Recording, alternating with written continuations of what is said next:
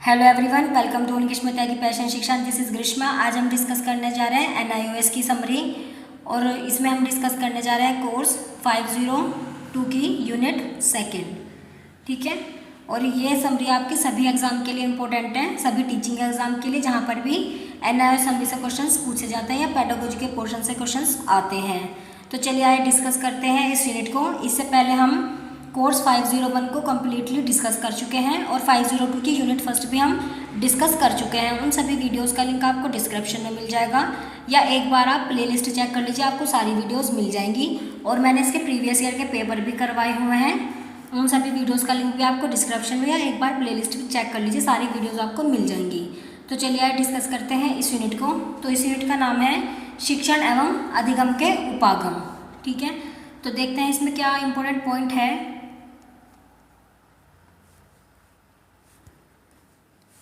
तो first point है इसमें शिक्षण एवं अधिगम के उपागम।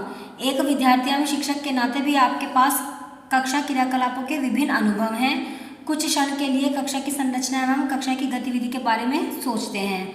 एक कक्षा विद्यार्थियों का समूह है जिसमें लगभग सभी समान उम्र के हैं। अध्यापक के द्वारा नियंत्रित तथा सुनिश्चित विशेष स्थान पर है, जो कि एक कमरा भी हो सकता है और खुला स्थान भी हो सकता है। प्राय कक्षा में एक अध्यापक विषय के सुनिश्चित प्रकरण का विशेष समावधि के शिक्षण कराता है। अतः कक्षा के 3 महत्वपूर्ण पहलू हैं: विद्यार्थी, शिक्षक एवं विषय सामग्री। कक्षा में शिक्षण का अंतिम उद्देश्य विद्यार्थियों को ज्ञान को ग्रहण करने के लिए योग्य बनाना है एवं कक्षा को पढ़ाई गई अवधारणाओं को समझने में योग्य बनाना है। यह सभी प्रकार की कक्षा क्रियाकलापों के सबसे आसान व्याख्या है। तो शिक्षण एवं शिक्षण के उपागम क्या होते हैं कि एक टीचर के लिए क्या ज़रूरी है कि जहाँ पर शिक्षक पढ़ाता है, पढ़ाने के लिए वातावरण होना चाहिए, पढ़ाने के लिए जगह होनी चाहिए, चाहे रूम हो चाहे कोई खुला स्थान हो। ठीक है, शिक्षक का उद्देश्य क्या होता है? बच्चे को ज्ञान देना और अपने उद्देश्यों को प्राप्त करना। ठीक है, किसी भी क्लास के 3 महत्वपूर्ण पहलू होते हैं। फर्स्ट होता है उसमें स्टूडेंट, ठीक है, सेकेंड होता है उसमें टीचर और थर्ड होता है उसमें कंटेंट, होता है उसमें कंटेंट। ठीक है, यानी कि जो टीचर बच्चों को पढ़ाता है। तो यही चीज़ें शिक्षण और अधिगम के लिए ज़रूरी होती है। नेक्स्ट पॉइंट देखते हैं इसमें। नेक्स्ट पॉइंट है इसमें मिस सुष्मिता, जो प्राथमिक कक्षाओं में गणित पढ़ाती हैं। शिक्षण की विभिन्न विधियों तथा तकनीकों जैसे चित्रों, मॉडलों का प्रदर्शन करते हुए व्याख्या करना, बच्चों से समस्या को हल करने के लिए कहना, उनको कालांश में गणितीय अवधारणा का शिक्षण कराते हुए कक्षा में कहानी सुनाना आदि का उपयोग करती हैं। जब उनसे ये पूछा गया कि उन्होंने इन सभी विधियों का संयोजन क्यों किया है, तो उनका जवाब था कि पढ़ाए गए प्रकरण पर सभी बच्चों की रुचि के स्तर को बनाए रखना। ठीक है, कि जो एक टीचर है ये सुष्मिता, ये प्राथमिक कक्षा में क्या कराती हैं? ये गणित पढ़ाती है। तो ये अलग अलग विधियों और तकनीकों का यूज़ करती हैं, चित्रों का यूज़ करती है, मॉडल का प्रदर्शन करते हुए व्याख्या करती हैं। ठीक है, और बच्चों को कहानी सुनाते हुए पढ़ाने के लिए ट्राई करती हैं। ठीक है, इस तरह से ये नई नई ट्रिक एंड टेक्निक का यूज़ करके बच्चों को पढ़ाती है। तो उनसे पूछा गया कि आप ये इनका यूज़ क्यों करते हैं, तो उन्होंने जवाब दिया कि बच्चों के रुचि स्तर को बनाए रखने के लिए, बच्चे के इंटरेस्ट को बनाए रखने के लिए इन सभी चीज़ों का वे यूज़ करती हैं। लेकिन उसने किसी विशेष विधि या विधियों के संयोजन का चुनाव कैसे किया? उसने कहा कि ये तो स्थिति पर निर्भर करता है। उसने आगे कहा कि क्या विद्यार्थी पढ़ने के लिए तत्पर हैं, क्या वे अपेक्षा के अनुरूप अवधारणा समझते हैं, जब पाठ की प्रगति पर है तो वह अपनी रुचि बनाए रखते हैं। अतः इन सभी परिस्थितियों के अनुसार विधियों का चुनाव करती हैं और कभी कभी मैं उसी समय भी विधियों को बदल देती हूँ। तो उनसे पूछा गया कि आप विधियों का चुनाव किस तरह से करती हैं, तो उन्होंने बताया कि ये सिचुएशन पर डिपेंड करता है, या तो कभी कभी वो पढ़ाते टाइम भी विधियों को चेंज कर देती हैं। ये सब परिस्थितियों पर डिपेंड करता है। ठीक है, नेक्स्ट पॉइंट देखते हैं इसमें।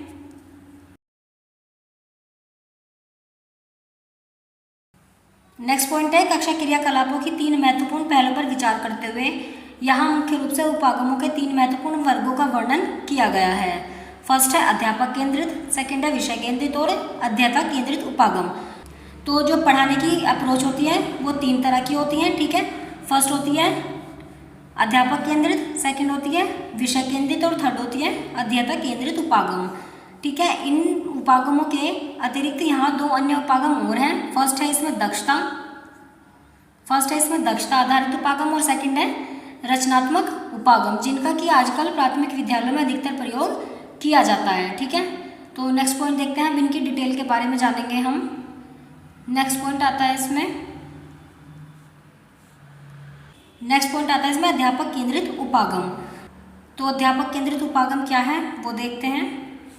अध्यापक वह सब जानता है जो बच्चे को जानने की आवश्यकता है, इसलिए अध्यापक उन कौशलों को बच्चों में पहुंचा सकता है। एक तथाकथित अच्छा कहलाने वाला बच्चा या विद्यार्थी इस प्रकार के ज्ञान को अपनी स्मृति में संग्रहित करता है, जब आवश्यकता होती है तब उस ज्ञान का उपयोग करता है। अन्य शब्दों में कमज़ोर बच्चे में ज्ञान को ग्रहण करने एवं उसका उपयोग करने की योग्यता की कमी होती है। अन्य शब्दों में स्मृति से याद करने एवं ज्ञान का उपयोग करने की प्रक्रिया इस उपागम की महत्वपूर्ण प्रक्रिया है। एक महान शैक्षिक चिंतक पाउलो फेरियर ने इस प्रक्रिया को बैंकिंग शिक्षा या बैंकिंग एजुकेशन का नाम दिया है। तो अध्यापक केंद्रित उपागम क्या होता है कि इसमें सभी कंट्रोल टीचर के हाथ में होता है, सभी व्यवस्था टीचर करता है, ठीक है। जो भी इसमें टीचर पढ़ाता है सिर्फ बच्चों को वो समझना होता है, और ये सिर्फ स्मृति से याद करने एवं ज्ञान का उपयोग करने की प्रक्रिया है, ठीक है। बच्चे इसमें क्या करते हैं, बच्चे इसमें मेमोरी लेवल की लर्निंग करते हैं। तो बच्चे इसमें क्या करते हैं, मेमोरी लेवल का इसमें ज्ञान अर्जित करते हैं, ठीक है। स्मृति स्तर पर बच्चे इसमें सीखते हैं। नेक्स्ट पॉइंट देखते हैं इसमें। नेक्स्ट पॉइंट है इसमें अध्यापक केंद्रित उपागम की विशेषताएं। तो क्या विशेषताएं बताई गई हैं इसमें। फर्स्ट है इसमें ज्ञान शिक्षक से बच्चे में पहुंचता है, ठीक है। जो ज्ञान है वो शिक्षक से बच्चे में पहुंचता है।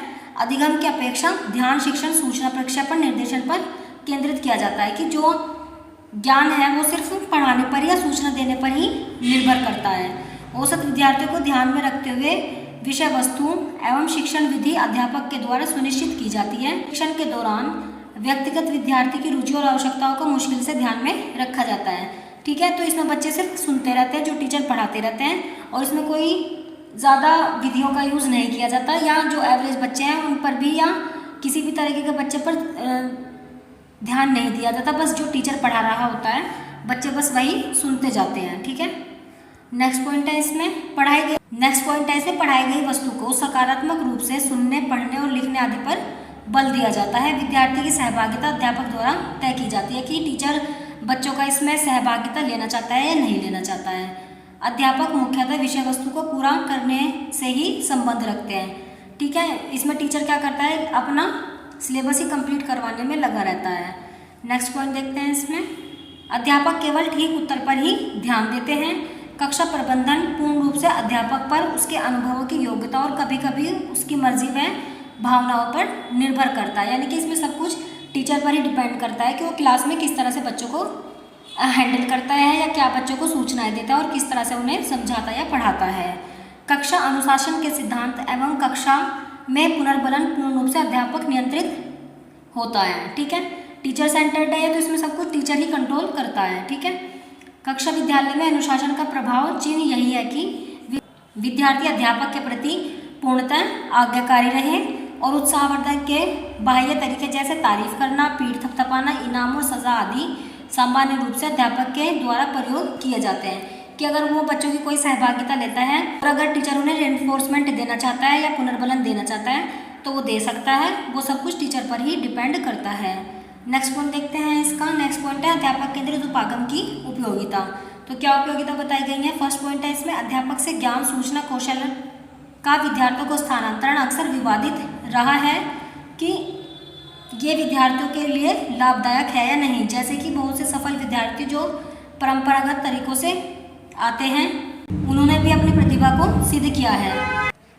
तो इसमें मतलब कन्फ्यूजन थोड़ा ये बना रहता है कि जो टीचर पढ़ा रहा है बच्चों की, जो इन्फॉर्मेशन टीचर बच्चों को देना चाह रहा है, जो ज्ञान, सूचना या किसी भी तरह की स्किल बच्चों को सिखाना चाह रहा है वो बच्चों की समझ में आई या नहीं, इस चीज़ पर हमेशा डाउट बना रहता है। और ये विद्यार्थियों के लिए लाभदायक है नहीं, इस चीज़ का भी डाउट रहता है। और जो बच्चे क्लास में सफल होते हैं या जो फर्स्ट वगैरह आते हैं जिनमें कोई प्रतिभा होती है तो वो बच्चे तो इन्हें समझ लेते हैं, वो तो अपने आप को इसमें सिद्ध कर देते हैं। लेकिन जो एवरेज स्टूडेंट होते हैं उनके लिए इसमें थोड़ी सी समस्या आती है। नेक्स्ट पॉइंट देखते हैं इसका। नेक्स्ट पॉइंट है यहाँ बच्चे के लिए पर्याप्त संख्या में नई, अपरिचित, अमूर्त अवधारणाएं हैं जिनको आसानी से नहीं सीखा जा सकता। इनको बच्चे पर नहीं छोड़ा जा सकता। विद्यार्थियों को सुविधा प्रदान करने के लिए इन्हें आसानी से समझाने के लिए अध्यापक के द्वारा इनकी प्रत्यक्ष रूप से व्याख्या करना ही अच्छा तरीका है। कि कुछ चीज़ें ऐसी होती हैं, अमूर्तियाँ अपरिचित होती हैं जिससे बच्चे आसानी से नहीं सीख सकते। ठीक है, इन चीज़ों को टीचर को एक्सप्लेन करना चाहिए। नेक्स्ट पॉइंट है, यहाँ ऐसी अनेकों सामग्री, उपकरण एवं स्थितियाँ हैं जिनके द्वारा छोटे बच्चों को नुकसान पहुँच सकता है, या ऐसी परिस्थितियों में हमेशा यह सलाह दी जाती है कि अध्यापक ऐसी सामग्रियों का या उपकरणों की सहायता से अनुप्रयोगों या क्रियाकलापों का प्रदर्शन करें। नेक्स्ट पॉइंट देखते हैं इसमें, बड़े आकार की कक्षा में जहां बहुत अधिक संख्या में बच्चे हैं, शिक्षण केवल सुविधा प्रदान करने की एक विधि बन जाती है। ठीक है, अगर क्लास ज़्यादा बड़ी है यानी कि क्लास में बच्चों की संख्या ज़्यादा है तो शिक्षण केवल एक सुविधा ही बन जाती है और वो ज़्यादा बच्चों पर ध्यान भी नहीं देते हैं। अब इसकी सीमाएं देखते हैं, क्या है अध्यापक केंद्रित उपागम की सीमाएं। तो इसकी क्या सीमाएं हैं वो देख लेते हैं। हम देखते हैं इसमें, शिक्षक के द्वारा जब अक्सर प्रभावशाली तथ्यों एवं विचारों का शिक्षण किया जाता है तो बच्चे इसे पसंद नहीं करते और अपनी रुचि खोने लगते हैं। कि अगर क्लास में ज़्यादा तथ्य या फैक्ट की बात की जाती है, इस तरह का शिक्षण किया जाता है तो बच्चे उसे ज़्यादा पसंद नहीं करते। यानी कि अगर थ्योरेटिकल पोर्शन ज़्यादा पढ़ाया जाता है तो बच्चे उसमें क्या है अपना इंटरेस्ट खोने लगते हैं। सेकंड पॉइंट है इसमें, यदि शिक्षक का ज्ञान सीमित है तब व्यक्तिगत बच्चों की आवश्यकता की पूर्ति नहीं कर सकता। कि अगर कोई टीचर लिमिटेड ज्ञान है उसे अपने सब्जेक्ट का, यानी कि सिर्फ उसे बुकिश नॉलेज है, तो वो सिर्फ जो बच्चे क्रॉस क्वेश्चन करते हैं या किसी भी तरह के प्रश्न क्लास में पूछ सकते हैं तो वो बच्चों को अपने आंसर से सेटिस्फाई नहीं कर पाता है। इस उपागम में वाद विवाद एवं परिचर्चा के लिए कोई स्थान नहीं है। ठीक है, क्योंकि इसमें सिर्फ टीचर है, टीचर ही इसमें अपने अकॉर्डिंग पढ़ाता है, तो इसमें कोई भी इस तरह की परिचर्चा या चर्चा का कोई विषय नहीं बनता है बच्चों के लिए। बड़े आकार की कक्षा में एवं मल्टीग्रेड स्थिति में व्यक्तिगत बच्चों पर ध्यान नहीं दिया जा सकता। नेक्स्ट पॉइंट है, अध्यापक बच्चों को सोचने के कौशल को विकसित करने के लिए कोई भी अवसर उपलब्ध नहीं कराते हैं। कि बच्चों का इसमें अंडरस्टैंडिंग लेवल पर कोई काम नहीं किया जाता है। ठीक है, नेक्स्ट पॉइंट देखते हैं इसमें, अधिकांशतः मूल्यांकन की प्रकृति समेकित होती है। यहाँ सतत एवं व्यापक मूल्यांकन के लिए कोई स्थान नहीं होता है। नेक्स्ट पॉइंट है, शिक्षक कोर्स को पूरा करने के प्रति प्रतिबद्ध होता है। इससे कोई मतलब नहीं है कि किसी बच्चे ने अवधारणा को समझा या नहीं। इसमें बस टीचर सेंटर्ड अप्रोचेज होती है, इसमें सिर्फ टीचर पे ही सब कुछ डिपेंड करता है, सब कुछ टीचर के ही कंट्रोल में होता है। टीचर बस अपना सिलेबस कंप्लीट करवाने में लगा रहता है, उसे बच्चे समझ रहे हैं या नहीं, या उनकी कोई उसमें अंडरस्टैंडिंग बन रही है या नहीं, इस चीज़ पर कोई ध्यान नहीं दिया जाता है। ठीक है, अब देखते हैं हम नेक्स्ट, इसमें सेकंड आता है इसमें विषय केंद्रित उपागम। ठीक है, सेकंड अप्रोचेस क्या है इसमें, सब्जेक्ट सेंटर्ड। तो विषय केंद्रित उपागम में क्या होता है कि विद्यार्थियों के ग्रहण करने के लिए अध्यापक के द्वारा मुख्य रूप से विषय के प्रस्तुतिकरण पर ध्यान दिया जाता है। उदाहरण के लिए विषय में शामिल प्रकरण या अवधारणा का महत्व दिया जाता है, जिसके चारों ओर सभी शिक्षण एवं अधिगम क्रियाकलाप परिक्रमण करते हैं। शिक्षण एवं अधिगम के लिए पाठ्यपुस्तक एवं पाठ्यक्रम का दृढ़ता से अनुकरण करना अधिकांश विद्यालयों में एक सामान्य अभ्यास है। सभी विषयों में पाठ्यपुस्तक को सभी आवश्यक अवधारणा उदाहरण अभ्यास के भंडार गृह के रूप में माना जाता है, जिसकी शिक्षण अधिगम प्रक्रिया के लिए आवश्यकता होती है। प्रस्तावित अवधारणा को अधिग्रहण करने की विधि से तात्पर्य कुछ भी हो सकता है। तो विषय केंद्रित उपागम में क्या होता है, इसमें केवल सब्जेक्ट को ही इम्पोर्टेंस दी जाती है, जिसके कि चारों ओर शिक्षण और अधिगम होता रहता है। ठीक है, पाठ्यक्रम या पाठ्यपुस्तक का इसमें दृढ़ता से क्या किया जाता है, अनुकरण किया जाता है, और अधिकांश विद्यालयों में एक सामान्य अभ्यास इसमें किया जाता है। और इसमें बुक को क्या माना जाता है, उदाहरण और अभ्यास के लिए भंडार गृह इसको माना जाता है। ठीक है, नेक्स्ट पॉइंट देखते हैं इसमें, पाठ्यपुस्तक पाठ्यक्रम का मूर्त रूप बन जाती है। कि जो पाठ्यपुस्तक जो बुक है हमारी, वो हमारे करिकुलम का क्या बन जाती है, एक मूर्त रूप बन जाती है। जो पढ़ाया जाता है वो सब इसी में है, यानी कि बुक से ही इसमें पढ़ाया जाता है। विषय केंद्रित उपागम है तो इसमें जो भी सब्जेक्ट हम पढ़ा रहे हैं उस पर ही इसमें बल दिया जाता है। यह एक विधि पूर्वक गाइड बन जाती है जिसको पढ़ना है और इसके कुछ भागों को बारंबार पढ़कर स्मरण करना है। इससे प्रत्येक पाठ के अंत में दिए गए प्रश्नों का मूल्यांकन के लिए निर्धारित किया गया, जिसका मौखिक रूप से उत्तर देना और लिखते समय इसे दोहराना है। ठीक है, कि जो विषय केंद्रित उपागम है यही हमारी जो बुक होती है, यही हमारी करिकुलम की क्या बन जाती है, एक पाठ्यपुस्तक बन जाती है। और जो इसमें चैप्टर्स वगैरह दिए रहते हैं हमें सिर्फ यही पढ़ना होता है और जो इसमें एंड में क्वेश्चन दिए रहते हैं चैप्टर के एंड में, उन क्वेश्चनों को पढ़ना होता है और उनके आंसर देने होते हैं ओरली और रिटन फॉर्म में। ठीक है, नेक्स्ट पॉइंट देखते हैं इसमें। नेक्स्ट बात करते हैं इसमें राष्ट्रीय पाठ्यक्रम की रूपरेखा 2005 में बनाए गए बिंदु पर चर्चा करते हैं। तो इसमें क्या बिंदु बताए गए थे एनसीएफ 2005 में? तो फर्स्ट पॉइंट आता है इसमें अध्यापक के लिए पाठ्य पुस्तक की केवल मुख्य स्रोत होता है, कि टीचर के लिए जो बुक है केवल एक वही सोर्स होता है। विद्यालयों के समूह एक एक शब्दों को प्रस्तुत किया जाता है। पाठ्य पुस्तक की पाठ्य वस्तु ही अध्यापक के लिए उसकी प्रविधियों के चुनाव के लिए गाइड का कार्य करती हैं और विद्यार्थियों को बार बार पढ़कर तथ्यों को स्मरण करने पर बल दिया जाता है। ठीक है, यानी कि जो फैक्ट उसमें दिए होते हैं बस वही लर्न उसमें करने होते हैं। नेक्स्ट पॉइंट है अधिगम के आकलन के लिए विद्यार्थियों से पाठ के अंत में दिए गए प्रश्न पूछे जाते हैं। जो चैप्टर के एंड में क्वेश्चन आंसर दिए जाते हैं वही बच्चों से सिर्फ पूछे जाते हैं। विद्यार्थी पाठ्य पुस्तक की नकल से मौखिक या लिखित रूप से उत्तर देते हैं और वे अपने उत्तर मौखिक रूप से या लिखित रूप से वास्तविक पाठ्य पुस्तक के पुनरुत्पादन के द्वारा निर्मित करते हैं। ठीक है, तो इसमें विषय केंद्रित उपागम में सिर्फ अपने विषय पर ही ध्यान दिया जाता है। नेक्स्ट पॉइंट देखते हैं इसकी विशेषताएं, कि इसकी विशेषताएं क्या हैं। तो इसकी क्या विशेषताएं बताई गई हैं। फर्स्ट पॉइंट है इसमें विषय वस्तु पर ही ध्यान केंद्रित होता है। नेक्स्ट है शिक्षक स्वयं को बच्चों के समूह के एक आदर्श के रूप में प्रस्तुत करते हैं। ठीक है, और इनमें विद्यार्थियों की अधिगम आवश्यकताओं को पाठ्य पुस्तक के द्वारा ही पूरा माना जाता है। कक्षा में विषय वस्तु को प्रस्तुत करते समय वास्तविक जीवन की स्थितियों को मुश्किल से ही स्थान इसमें दिया जाता है। ठीक है, क्योंकि इसमें भी सिर्फ जो हमारा पाठ्य पुस्तक या जो बुक होती है सिर्फ उसके ही चैप्टर्स वगैरह कराए जाते हैं। तो इसमें जो जीवन की स्थिति जो बच्चों को उनकी रियल लाइफ एक्सपीरियंस से जोड़ने की बात की जाती है वो इसमें नहीं आती है। कक्षा की सभी परस्पर क्रियाएं पाठ्य पुस्तक केंद्रित ही होती हैं। ठीक है, नेक्स्ट पॉइंट देखते हैं इसमें। नेक्स्ट पॉइंट है इसमें गुणात्मक आधारित परिणाम की अपेक्षा संख्यात्मक आधारित परिणाम का दबाव इसमें होता है और मूल्यांकन के लिए पाठ्य पुस्तक आधारित प्रश्न उपयोग किए जाते हैं जिनमें विभिन्नता की कमी होती है। ठीक है, यानी कि जो सिर्फ वही क्वेश्चन इसमें पुटअप किए जाते हैं जो चैप्टर के एंड में दिए जाते हैं, कोई भी इसमें अलग से क्वेश्चन नहीं पूछा जाता है। नेक्स्ट देखते हैं इसमें यह उपागम एक सीमित समय में पाठ्य वस्तु से भरपूर विवरण अध्येता को प्रदान करता है। जैसे कि प्रस्तावित समय में कोर्स पूर्ण हो जाता है, अध्येता विस्तृत रूप से अभ्यास की योजना बना सकता है और विषय वस्तु को पूर्ण रूप से इसमें सीख सकता है। ठीक है, नेक्स्ट पॉइंट देखते हैं इसमें। नेक्स्ट आता है इसमें अध्येता केंद्रित उपागम। ठीक है, थर्ड वाला कौन सा था इसमें हमारा अध्येता केंद्रित उपागम। तो इसमें क्या इंपॉर्टेंट पॉइंट है वो देखते हैं। तो ऊपर के पहले भागों में आपने अध्यापक केंद्रित व विषय केंद्रित उपागमों के बारे में अध्ययन किया।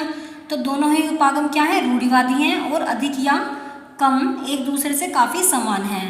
एक उदाहरण है कि अध्यापक जॉन को भाषा पढ़ाता है, यहाँ ना तो अध्यापक और ना ही भाषा महत्वपूर्ण है, लेकिन जॉन महत्वपूर्ण है और जॉन शिक्षार्थी है और वही शिक्षण अधिगम क्रियाकलाप का केंद्र बिंदु है। अतः शिक्षार्थी की ओर उन्मुक्त उपागम शिक्षार्थी केंद्रित उपागम है जिसकी चर्चा इस भाग में की जाएगी। तो अध्येता केंद्रित उपागम क्या है कि हमने जो पहले दो उपागम पढ़े हैं, पहला है अध्यापक केंद्रित, ठीक है, यानी कि टीचर सेंटर्ड। तो जो हमने इसमें पहला पढ़ा था वो है टीचर सेंटर्ड, ठीक है, और सेकंड पढ़ा है हमने विषय केंद्रित यानी कि सब्जेक्ट सेंटर्ड। ठीक है, तो इसमें क्या होता है, जो टीचर सेंटर्ड है इसमें सिर्फ टीचर के हाथ में सारा कंट्रोल होता है। जो सब्जेक्ट सेंटर्ड है इसमें केवल सब्जेक्ट की या विषय की ही बात की जाती है, पाठ्य पुस्तक की बात की जाती है। लेकिन जो अध्येता केंद्रित उपागम है थर्ड वाला, इसमें किसकी बात की जाती है, इसमें स्टूडेंट की बात की जाती है। ठीक है, यानी कि ये एक कैसा है, बाल केंद्रित उपागम है और यह स्टूडेंट को सेंटर रखते हुए ही बनाया गया है। ठीक है, अब इसमें देखते हैं क्या इंपॉर्टेंट पॉइंट है। तो सबसे पहले देखते हैं हम इसकी विशेषताएं, शिक्षार्थी केंद्रित उपागम की विशेषताएं। तो इसकी क्या विशेषताएं हैं, इस उपागम की सभी अधिगम विधियां और व्यू रचना व्यक्तिगत विद्यार्थियों की आवश्यकताओं का आधार बनाती है। अध्यापक शिक्षण अधिगम प्रक्रिया शुरू करने से पहले बच्चों को प्रोत्साहित करने की कोशिश करता है। शिक्षण अधिगम प्रक्रिया में शिक्षक एक सुविधा प्रदान करने वाली भूमिका निभाता है, ना कि उपदेशक की। तो इसमें क्या किया जाता है, इसमें बच्चों को देखकर ही उनकी विधियों और व्यू रचनाओं का यूज़ किया जाता है। और इसमें टीचर क्या करता है, इसमें टीचर बच्चों को इंटरेस्ट दिलाता है, उन्हें एनकरेज करता है पढ़ने के लिए और इसमें टीचर एक सुविधा प्रदान करता होता है या ना कि उपदेशक, यानी कि वो उपदेश देने वाला नहीं होता है, बच्चों के लिए फैसिलिटेटर टीचर इसमें होता है। नेक्स्ट पॉइंट है अधिगम प्रक्रिया को सुविधाजनक बनाने के लिए स्थितियों का सृजन किया जाता है। बच्चों को सिखाने के लिए कुछ ऐसी सिचुएशन क्रिएट की जाती हैं जिससे कि बच्चे अधिक समझ सकें। विद्यार्थी व्यक्तिगत रूप से एवं समूह दोनों प्रकार से कार्य करते हैं। विद्यार्थी अपने सहपाठियों के साथ परस्पर क्रिया से सीखते हैं। ठीक है, इसमें बच्चे क्या करते हैं, अपने ही साथ वाले बच्चों से सीखते हैं। नेक्स्ट पॉइंट देखते हैं इसमें। नेक्स्ट पॉइंट है विद्यार्थियों को प्रश्न पूछने, खोज करने एवं प्रयोग करने के अवसर उपलब्ध कराए जाते हैं। ये स्टूडेंट सेंटर्ड अप्रोच है, तो इसमें बच्चों को प्रश्न पूछने का, खोज करने का, प्रयोग करने के इसमें अपॉर्चुनिटीज़ बच्चों को दी जाती हैं। नेक्स्ट पॉइंट है बच्चों के बैठने की व्यवस्था कक्षा में बच्चों के क्रियाकलाप के अनुसार होती हैं।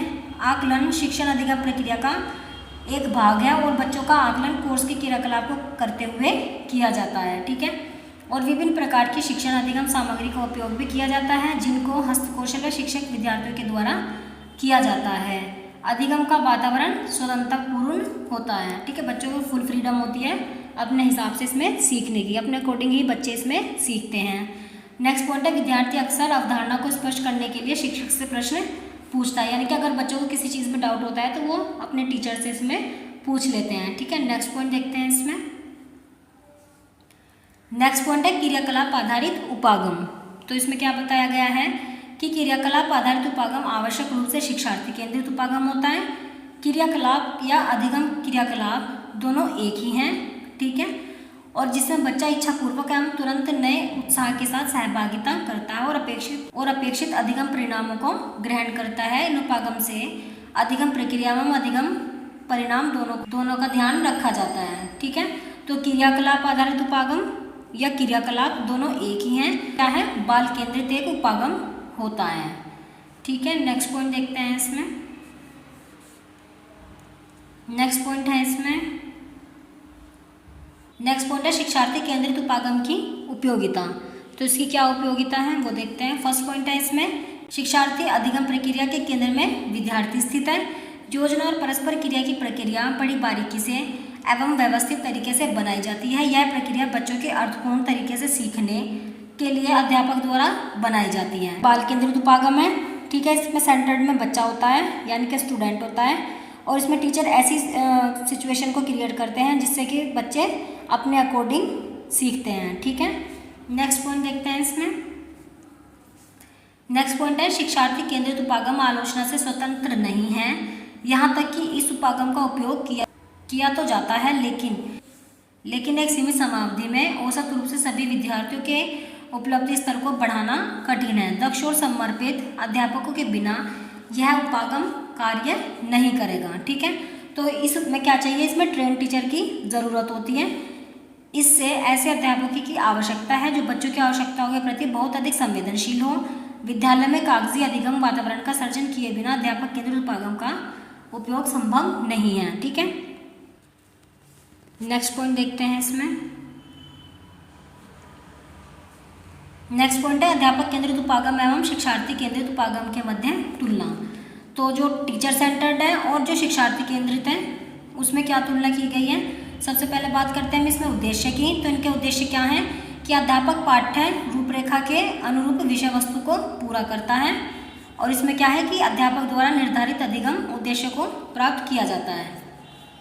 तो जो टीचर सेंटर्ड है वो अपनी पाठ्य रूपरेखा के अनुसार ही पूरा करता है, यानी कि अपने सिलेबस के अकॉर्डिंग ही वो बच्चों को पढ़ाता है और इसमें क्या है कि अध्यापक जो निर्धारित करते हैं बच्चों के लिए उद्देश्य उसके लिए पढ़ाता है। नेक्स्ट है विद्यार्थी कैसे सीखता है। विद्यार्थी निष्क्रिय होकर इसमें सुनता व पढ़ता है। वह स्वतंत्र अधिगम में चुनाव अच्छे अंक अर्जित करने के लिए करते हैं। ठीक है, इसमें बच्चे क्या है बस सुनता रहता है निष्क्रिय होकर और पढ़ता है और अच्छे अंक लाने के लिए ही वो पढ़ता है। और इसमें क्या होता है कि बच्चे पूर्व ज्ञान अर्जित करने में नए ज्ञान का समावेश करता है। ये स्टूडेंट सेंटर्ड है तो इसमें बच्चे क्या करेंगे, जो पुराना ज्ञान होगा उसमें नए ज्ञान को ऐड करेंगे और करके सीखना मुख्य इसमें बेस होता है। ठीक है, इसका जो आधार होता है वो क्या होता है, करके सीखने पर। ठीक है, नेक्स्ट पॉइंट देखते हैं इसमें। नेक्स्ट पॉइंट है शिक्षण पद्धति। तो इसमें शिक्षण पद्धति कैसी होती है, सूचना के संश्लेषण पर आधारित, यानी कि बस इसमें इंफॉर्मेशन टीचर देता रहता है और टीचर सेंटर्ड में क्या होता है कि विभिन्न क्रियाकलाप में संलग्न होकर करके सीखने पर आधारित होती है। पाठ्यक्रम संप्रेषण की बात करें तो टीचर सेंटर्ड में क्या होता है कि व्याख्यान पद्धति का उपयोग होता है, उद्देश्यों के लिए दत्त कार्य और परीक्षा आधारित होते हैं और इकाई परीक्षण और इकाई योजना इसमें नहीं होता है। ठीक है, ये सिर्फ व्याख्यान लेक्चर मेथड पर बेस होती है। ठीक है, और इसमें होमवर्क और इसमें एग्जाम लिए जाते हैं और इसमें कोई यूनिट टेस्ट या इसमें ऐसी कोई इकाई योजना नहीं होती है। अब बात करें हम इसमें शिक्षार्थी केंद्रित की तो सक्रिय अधिगम होता है, यानी कि एक्टिव लर्निंग होती है। सहकारी अधिगम और समस्या पर आधारित अधिगम का प्रयोग इसमें होता है और दत्त कार्य अभ्यास के लिए दिया जाता है, इसका परीक्षण भी किया जाता है। ठीक है, होमवर्क भी दिया जाता है और उसका चेकआउट भी किया जाता है। नेक्स्ट पॉइंट देखते हैं इसमें। नेक्स्ट पॉइंट है अध्यापक की भूमिका। तो जो अध्यापक केंद्रित उपागम है उसमें अध्यापक की भूमिका क्या होती है कि मंच पर सुना और कुछ कहा उसका पालन करना आवश्यक है। और स्टूडेंट सेंटर्ड में क्या है, अध्यापक के क्या होता है, सुगम करता इसमें होता है और विद्यार्थियों के साथ मिलकर इसमें कार्य करता है। अब बात करें हम इसमें शिक्षण की प्रभावशीलता की, तो जो अध्यापक केंद्रित उपागम है इसमें क्या करता है अध्यापक सूचना उपलब्ध कराता है और विद्यार्थी उसे कंठस्थ करते हैं कि जो इन्फॉर्मेशन टीचर देता है बच्चे बस उसे रट लेते हैं, कंठस्थ कर लेते हैं। चूँकि विद्यार्थी रटकर सीखते हैं अतः प्रक्रिया की प्रभावशीलता का मूल्यांकन तार्किक रूप से इसमें नहीं किया जाता। ठीक है, इसमें कोई तर्क वितर्क नहीं होता है। और जो शिक्षार्थी केंद्रित उपागम है इसमें क्या होता है, अध्यापक विद्यार्थियों को अधिगम क्रियाकलापों में संलग्न रखता है कि बच्चों से एक्टिविटी कराई जाती है, करके सीखने पर इसमें बल दिया जाता है और अध्यापक प्रत्येक विद्यार्थी की अधिगम प्राप्ति में सहायता करता है। प्रदर्शन अधिगम उद्देश्य के मास्टरी का सूचक होता है और विद्यार्थियों के स्तर को सुधारने के लिए मूल्यांकन इसमें किया जाता है। ठीक है, नेक्स्ट पॉइंट देखते हैं इसमें। नेक्स्ट पॉइंट आता है इसमें योग्यता आधारित उपागम। कक्षा में जब आप कोई भी पाठ पढ़ा रहे होते हैं तब आप स्वयं से पूछें कि क्या विद्यार्थी ने पाठ की अवधारणाओं को समझकर अपेक्षित ज्ञान समझा और कौशल अर्जित किया है। यदि अपेक्षित अधिगम परिणामों को मूर्त रूप से परिभाषित कर लिया है तो न केवल विद्यार्थियों को किस तरह से पढ़ाया जाए या सुविधा उपलब्ध कराई जाए ताकि लक्ष्यों को प्राप्त किया जा सके के लिए योजना बनाई जा सकती है, परंतु उपरोक्त प्रश्न का मूल्यांकन का उत्तर भी प्राप्त किया जा सकता है। इस प्रकार के परिणाम आधारित उपागम को प्राय योग्यता आधारित शिक्षा कहा जाता है। परंतु योग्यता क्या है, तो योग्यता आधारित जो उपागम है तो इसमें कहा गया है कि अगर हम बच्चे को क्लास में कुछ पढ़ा रहे हैं उसकी समझ में वो चीज़ें आ रही हैं या नहीं, ये पूछने की कोशिश कभी कोई करता है कि नहीं, या उसे मूर्त रूप से उसे परिभाषित किया जाता है कि बच्चों को किस तरह से पढ़ाया जाए, क्या बच्चों को सुविधा दी जाए। ठीक है, इस तरह के क्वेश्चन कभी कोई करता है या नहीं, इन चीज़ों के बारे में भी पता करना चाहिए टीचर को। ठीक है, और उनका मूल्यांकन भी करना चाहिए। नेक्स्ट पॉइंट देखते हैं इसमें। नेक्स्ट पॉइंट है योग्यता एक आवश्यक कौशल, ज्ञान, दृष्टि और व्यवहार है जिसकी वास्तविक जगत के कार्यों या गतिविधियों के संपादन के लिए आवश्यकता पड़ती है। तो योग्यता क्या है, एक कौशल होता है और दृष्टिकोण या व्यवहार होता है। ठीक है, जिसकी आवश्यकता वास्तविक जीवन के लिए पड़ती है। योग्यता एक कौशल है, यानी कि जो योग्यता है वो क्या है, एक स्किल है जिसकी आवश्यकता एक सफल विद्यार्थी को पड़ती है। योग्यता एक कौशल है जिसका संपादन एक विशिष्ट स्थिति में एक विशिष्ट मापदंड के अधीन किया जाता है। योग्यता किसी व्यक्ति के व्यक्तित्व में समाहित आधारभूत विशेषता है जिसका उपयोग करके वह सफल प्रदर्शन करता है। ठीक है, नेक्स्ट पॉइंट है इसमें योग्यता एक व्यक्ति द्वारा पूर्ण किया गया क्रियाकलाप है जिसको स्पष्ट परिभाषित मापा जा सकता है। तो योग्यता क्या है, योग्यता एक स्किल होती है जो कि सब में अलग अलग होती है। ठीक है, बच्चे अपनी योग्यता के आधार पर ही प्रदर्शन करते हैं। ठीक है, उसी से उनके रिजल्ट बनते हैं और ये बच्चों में क्या होती है, सबकी अलग अलग ये स्किल होती है और एक योग्यता ही क्या है, बच्चों को एक सफल विद्यार्थी भी बनाती है। ठीक है, नेक्स्ट पॉइंट देखते हैं इसमें।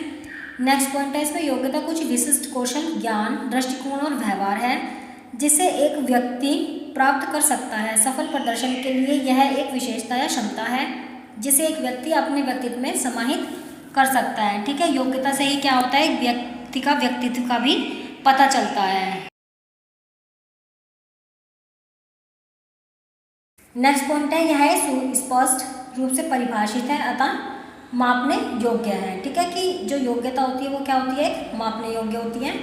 योग्यता के कथनों के शब्द इस प्रकार के होते हैं, इसे अध्यापक व विद्यार्थियों अन्य संबंधितों द्वारा आसानी से समझा जा सकता है। ठीक है, और ये क्या होती है, संप्रेषण योग्य भी होती है। नेक्स्ट पॉइंट देखते हैं इसमें। नेक्स्ट पॉइंट है इसमें भाषा योग्यताएं। फर्स्ट है इसमें सही उच्चारण के साथ बोलना, हस्तलिखित और छपे हुए शब्दों को स्पष्ट रूप से पढ़ना, सही विराम या सही इस्तेमाल करते हैं या इमला लिखना, और पाठ के लिए पढ़ने के पश्चात क्योंकि और या चूंकि शब्द का उपयोग करके पूछे जाने वाले प्रश्नों के उत्तर देने योग्य होना। तो भाषा की योग्यता क्या होती है कि बच्चों को सही उच्चारण के साथ बोलना, जो लिखे हुए वर्ड होते हैं वो सही तरीके से पढ़ना। नेक्स्ट पॉइंट है इसमें सभी विराम का सही इस्तेमाल करना। ठीक है, अगर कोई इमला बोल रहा है या कोई डिक्टेशन बोल रहा है तो उसमें सही तरह से जो विराम चिन्ह होते हैं उनका यूज़ करना। पाठ के पढ़ने के पश्चात क्योंकि और या चूंकि इस तरह के शब्दों का यूज़ करके उनके आंसर देना। ठीक है, भाषा की योग्यता यही कहलाती है। अब देखते हैं इसमें नेक्स्ट पॉइंट क्या है। नेक्स्ट पॉइंट है गणितीय योग्यताएं। तो गणितीय योग्यता में किसकी बात आती है, नेक्स्ट पॉइंट आता है इसमें गणितीय योग्यताएं। तो गणितीय योग्यताओं में क्या देखा जाता है, वस्तु और चित्रों का उपयोग करके, दैनिक जीवन की समस्याओं का हल करके, इकाई विधि का उपयोग करके सीखना, आंकड़ों या औसत का ज्ञात करना, चांदे की सहायता से विभिन्न मापों का कोण बनाना। ठीक है, नेक्स्ट पॉइंट देखते हैं इसमें। नेक्स्ट पॉइंट है पर्यावरण अध्ययन की योग्यताएं। तो इसमें क्या किया जाता है कि अपने घर परिवार में संबंधियों और पड़ोसी के साथ उचित व्यवहार का प्रदर्शन करना, दैनिक जरूरतों की पूर्ति हेतु विभिन्न वस्तुओं के उत्पादन से संबंधित व्यवसाय की सूची बनाना, मानचित्र में मुख्य भौगोलिक विशेषताओं की पहचान में वर्णन करना, पीने के पानी को साफ करने के लिए साधारण प्रयोग करना। ठीक है, नेक्स्ट पॉइंट देखते हैं इसमें। नेक्स्ट पॉइंट है इसमें कौशल सामान्यतः एक कार्य या कार्य समूह का संपादन एक विशेष स्तर की कुशलता पर करना है। इसमें मोटर का उपयोग और उपकरणों को औजारों का हस्तकौशल साधन करने की आवश्यकता होती है। कुल कौशल यद्यपि जैसे सही व शीघ्रता से जोड़ना और घर, विद्यालय और सार्वजनिक स्थानों पर उचित व्यवहार करने की आवश्यकता की प्रशंसा करना ज्ञान और दृष्टिकोण आधारित है। नेक्स्ट पॉइंट देखते हैं इसमें। नेक्स्ट पॉइंट है किसी व्यक्ति को अपने कौशल पर सिद्धहस्त या उच्च स्तरीय प्रदर्शन आवश्यक है यदि वह उस कौशल में योग्यता हासिल करना चाहता है और निर्धारित समय के भीतर कम से कम 80% कार्य सटीकता से पूर्ण करना उसमें होना चाहिए। ठीक है, अपनी योग्यता के प्रदर्शन के लिए।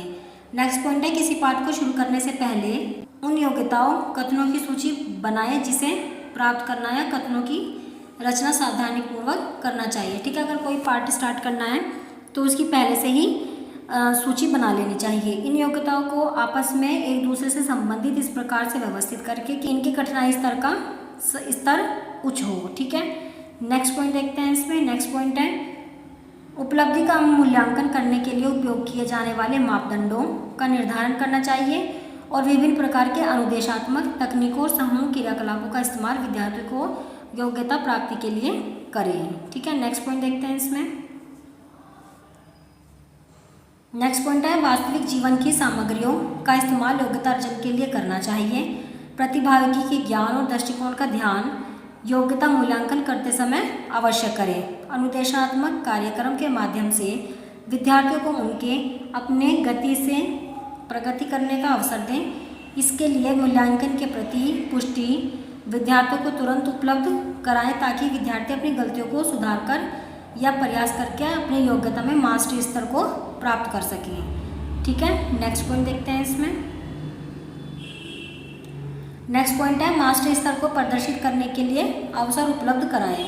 तो योग्यता आधारित उपागम क्या है कि बच्चों में भाषा की योग्यता होनी चाहिए, गणितीय योग्यता होनी चाहिए, पर्यावरण अध्ययन की योग्यताएं होनी चाहिए, बच्चों को करके सीखने पर बल देना चाहिए।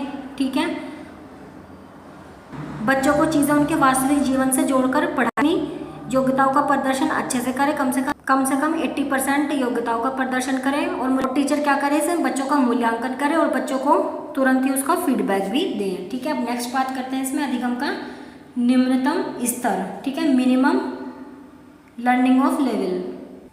तो इसमें देखते हैं सबसे पहला पॉइंट है राष्ट्रीय शिक्षा नीति 1986 के सिफारिशों के अनुपालन में प्राथमिक विद्यालय में कक्षा 1 से 5 तक के 3 विषयों भाषा, गणित और पर्यावरण अध्ययन के लिए अधिगम का निम्नतम स्तर का निर्धारण किया गया है। तो अधिगम के निम्नतम स्तर के लिए 3 सब्जेक्ट किए गए हैं, वही जो हमने अभी पढ़े हैं। लैंग्वेज होनी चाहिए, ठीक है, मैथ्स होना चाहिए और इसमें बच्चों के लिए ईवीएस होनी चाहिए। नेक्स्ट पॉइंट है इसमें MLL का निर्धारण योग्यता स्तर को चरणबद्ध रूप से करने के लिए क्रमिक रूप से व्यवस्थित किया गया है। ठीक है, बच्चों को इसमें सीक्वेंस से बच्चों को पढ़ाना चाहिए। नेक्स्ट पॉइंट है योजना शिक्षण परीक्षण, पुनः शिक्षण पुनः परीक्षण, चक्रीय विधि का अनुसरण किया जा सकता है। ठीक है, साइक्लिक प्रोसेस का यूज करनी चाहिए इसमें। योजना शिक्षण परीक्षण, पुनः शिक्षण पुनः परीक्षण, इस साइक्लिक प्रोसेस का यूज बच्चों के लिए करना चाहिए। यह तब जारी रखा जा सकता है जब तक कि बच्चा योग्यता के मास्टरी स्तर को हासिल नहीं कर लेता। ठीक है, बच्चों को पढ़ाई करके सीखने के लिए प्रेरित करें, उनका मूल्यांकन करें, उन्हें फीडबैक दें, इसी प्रोसेस से बच्चों को समझाना चाहिए। ठीक है, नेक्स्ट पॉइंट देखते हैं इसमें MLL का कार्यक्रम 1990 तक जारी रहा था। नेक्स्ट पॉइंट देखते हैं इसमें। नेक्स्ट पॉइंट है योग्यता आधारित उपागम की उपयोगिता। इसमें क्या किया जाता है, रटने को दूर रखा जाता है। आज जो सीखा गया है कल बच्चा भूल नहीं सकता, क्योंकि करके सीखने पर बल दिया जाता है, एक्टिविटी द्वारा करवाया जाता है। ठीक है, बच्चों को कहानी सुनाना, भूमिका प्रदर्शन, संवाद, पहेली, अभ्यास, खेल, जादू, क्विज आदि विद्यार्थियों की योग्यताओं को उपलब्ध करने में सहायता करता है। ठीक है, इस उपागम में शिक्षण अधिगम की प्रक्रिया आनंददायक और रुचिकर होती है। नेक्स्ट पॉइंट देखते हैं इसमें लिमिटेशंस यानी कि सीमाएं क्या है इसकी।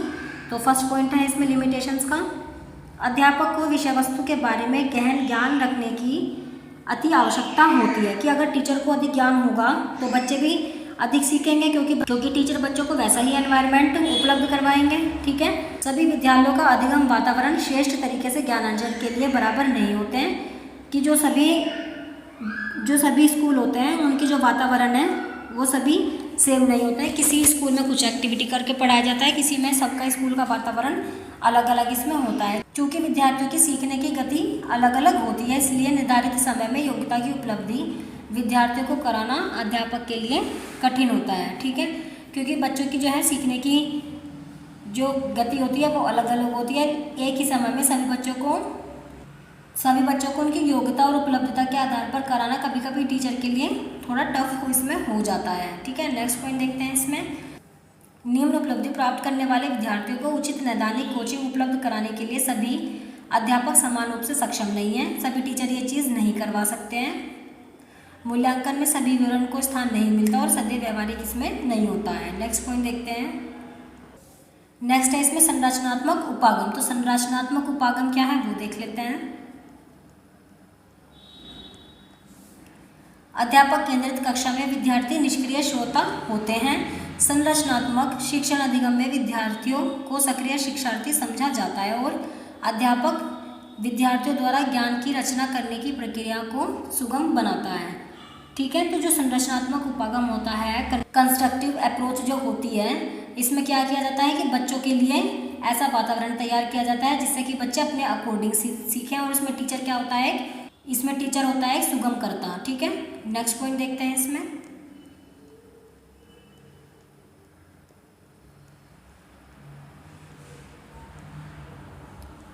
नेक्स्ट पॉइंट है संपूर्ण प्रक्रिया ज्ञान सर्जन के उद्देश्यों पर आधारित होती है, अतः अपनाए गए उपागम को रचनात्मक या रचनावाद उपागम कहते हैं। और शिक्षण और अधिगम का रचनावाद उपागम जिस सिद्धांत पर आधारित है उसे रचनावादी अधिगम सिद्धांत कहते हैं। इसके अनुसार ज्ञान का निर्माण अधिगमकर्ता के पूर्ण ज्ञान पर आधारित होता है। ठीक है, इसमें क्या किस तरह से सीखते हैं बच्चे, अपने पुराने ज्ञान पर नए ज्ञान को अर्जित करते हैं। ठीक है, नेक्स्ट पॉइंट देखते हैं इसमें। तो रचनावाद क्या है? रचनावाद दर्शन शास्त्र का एक विद्यालय है जो 18वीं शताब्दी के पूर्व इटालियन दर्शन शास्त्री विको से संबंधित है, जहां आनुवंशिकी का अध्ययन किया जाता है। वर्तमान में यह स्विस मनोवैज्ञानिक जीन पियाजे एवं रशिया मनोवैज्ञानिक लेव वाइगोत्स्की के योगदान से बहुत विस्तृत रूप से शिक्षा दर्शन के रूप में विकसित हो चुका है। तो रचनावाद कहाँ से लिया गया है? 18वीं शताब्दी के पूर्व में इटालियन दर्शन शास्त्री थे, उनसे रिलेटेड है। ठीक है, जहाँ पर आनुवंशिकी का भी अध्ययन किया गया था। और जो जीन पियाजे हैं और लीव वाइगोत्स्की हैं, इन्होंने शिक्षा के दर्शन में इसे विकसित किया है। तो रचनावाद पियाजे के संज्ञानात्मक विकास के सिद्धांत पर आधारित है। सक्रिय रहकर सृजन होता है, न कि निष्क्रिय रहकर वातावरण द्वारा प्राप्त किया जाता है। इसमें स्टूडेंट क्या होते हैं? एक्टिव होकर सीखते हैं, ना कि इसमें अनएक्टिव होते हैं। ठीक है, स्टूडेंट इसमें क्या होता है? एक्टिव होता है। और टीचर क्या होता है, एक सुगम कर्ता इसमें होता है। नेक्स्ट पॉइंट है रचनावादी कक्षाओं की कुछ गतिविधियों को नीचे दिया गया है। तो इसकी क्या गतिविधियां हैं? प्रयोग, विद्यार्थी व्यक्तिगत रूप से प्रयोग करते हैं तथा उनके परिणामों पर एक दूसरे से चर्चा करते हैं। परियोजना कार्य, विद्यार्थी परियोजना हेतु प्रकरण चुनता है और परियोजना का कार्य पूरा करता है एवं प्राप्त परिणामों को कक्षा में प्रस्तुत भी करता है। क्षेत्र भ्रमण, यह विद्यार्थी कक्षा में प्रस्तुत अवधारणा एवं विचारों को वास्तविक जगत से जोड़ने का अवसर प्रदान करता है। क्षेत्र भ्रमण के बाद इस पर कक्षा में चर्चा भी आवश्यक है। ठीक है, नेक्स्ट पॉइंट देखते हैं इसमें। नेक्स्ट पॉइंट है दृश्य। ये दृश्य संदर्भ को प्रस्तुत करते हैं और यह अधिगम अनुभवों में नई समझ पैदा करते हैं। और कक्षा कक्ष चर्चा, यह तकनीक ऊपर वर्णित सभी विधियों से प्रयुक्त की जाती है। यह रचनावाद के महत्वपूर्ण धारणाओं में से एक है। ठीक है, नेक्स्ट पॉइंट देखते हैं इसमें। तो नेक्स्ट ये टेबल दी गई है, इसमें एक बार ये टेबल आप खुद से पढ़ लीजिएगा कि इसमें बच्चे किस तरह से सीखते हैं वो बताया गया है। अब नेक्स्ट देखते हैं हम इसमें उपागमों की तुलना। तो इसमें तीनों उपागम की किस तरह से तुलना की गई है? शिक्षक केंद्रित उपागम, विद्यार्थी केंद्रित उपागम और रचनावादी उपागम। ठीक है, तो फर्स्ट देखते हैं इसमें उद्देश्य। शिक्षक केंद्रित उपागम विषय वस्तु को समाप्ति में समाप्त करता है। ठीक है, और इसका उद्देश्य क्या है? तो टीचर सेंटर का उद्देश्य क्या है? इसमें जो कंटेंट होता है वो समय से, जो सिलेबस होता है वो समय से समाप्त करना होता है। और विद्यार्थी केंद्रित उपागम में प्रत्येक बालक स्वयं करके सीखता है। और रचनावादी उपागम में क्या है कि विद्यार्थी सशक्तिकरण केंद्र बिंदु है। रचनावादी कक्षा कक्ष बालक को स्वयं ज्ञान का सृजन करने में सहायता करता है। ठीक है, नेक्स्ट पॉइंट है इसमें शिक्षण एवं अधिगम का तरीका। इसमें क्या तरीका होता है? इसमें बस बच्चों के रटने पर बल दिया जाता है और बस टीचर इसमें सूचनाएं देता रहता है। विद्यार्थी केंद्रित में क्या होता है कि अध्यापक अधिगम परिस्थितियां प्रस्तुत करता है, चाहे वो बालक को अवलोकन, प्रश्न पूछना, खोज करने के माध्यम से सीखने के अवसर देते हैं। ठीक है, और रचनावादी उपागम में क्या है कि अधिगम कार्य बच्चों के अपने तरीकों से पूर्ण किए जाते हैं और सहयोग अधिगम को स्थान इसमें दिया जाता है। इसमें बच्चे अपने तरीके से सीखता है और इसमें बस टीचर हेल्प करता है। ठीक है, यही इसमें जो तुलना है वो दी गई है।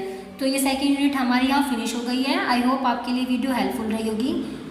आप कमेंट में ज़रूर बताएं कि आपको वीडियो कैसी लगी है। अगर आपको वीडियो पसंद आई है तो वीडियो को लाइक करें, अपने फ्रेंड्स के साथ शेयर करें और चैनल को सब्सक्राइब करें ऐसे इन्फॉर्मेटिव वीडियो के लिए।